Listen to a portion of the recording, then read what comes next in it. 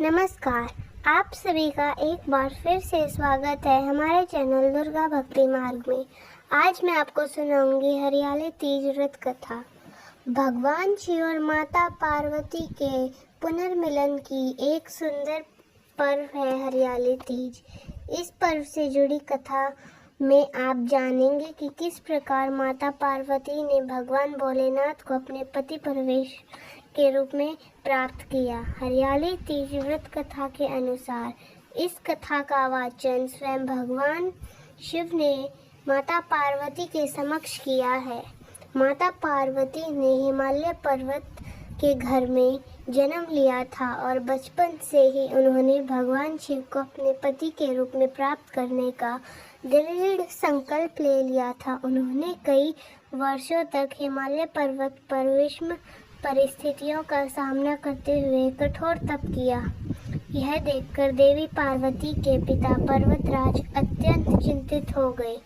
एक दिन देवर्षि नारद उनके पिता के पास पहुंचे और कहने लगे कि राजन, भगवान विष्णु आपकी पुत्री से विवाह करने के लिए इच्छुक हैं। इस विषय में आपकी क्या विचार है? यह सुनकर पर्वतराज को अत्यंत प्रसन्नता हुई और वह भगवान विष्णु के साथ अपनी पुत्री का विवाह करवाने के लिए मान गए। देवर्षि नारद ने यह संदेश भगवान विष्णु तक पहुंचा दिया और साथ ही माता पार्वती को भी इस बारे में बता दिया। जब पार्वती जी को इस बात की जानकारी हुई तो वह अत्यंत निराश हो गई, क्योंकि उन्होंने तो मन ही मन में भगवान भोलेनाथ को अपना जीवन साथी के रूप में स्वीकार कर लिया था। माता पार्वती ने दुखी होकर यह बात सहेली को बताई और उनकी सखी ने पार्वती की सहायता करने का निश्चय किया। उसके बाद उसकी सहेली ने पार्वती जी को एक घने जंगल में गुफा में छिपा दिया। माता पार्वती ने उस गुफा में भगवान शिव की पूजा के लिए रेत का शिवलिंग बनाया और वह घोर तपस्या में लीन हो गई।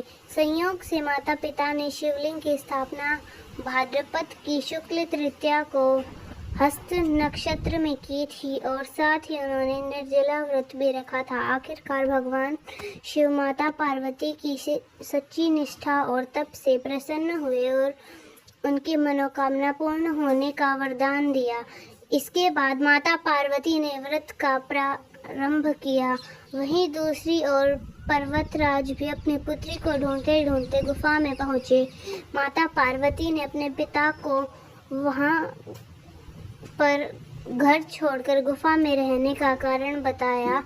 साथ ही उन्होंने अपने पिता को यह भी बताया कि भगवान शिव ने उनका वरण कर लिया है और इस प्रकार उन्होंने भगवान भोलेनाथ को अपने वर के रूप में प्राप्त करने का संकल्प पूरा कर लिया है। इसके पश्चात राजा पर्वतराज ने भगवान विष्णु से माफ़ी मांगी और वह आखिरकार अपनी पुत्री का विवाह भगवान शिव से करवाने के लिए तैयार हो गए। अतः भगवान शिव और माता पार्वती का विवाह विधि पूर्ण संपन्न हुआ। इस प्रकार भगवान शिव और माता पार्वती का पुनर्मिलन संभव हो गया। तो दोस्तों, कैसी लगी आपको हमारी आज की कहानी? कमेंट्स में ज़रूर बताएं। धन्यवाद।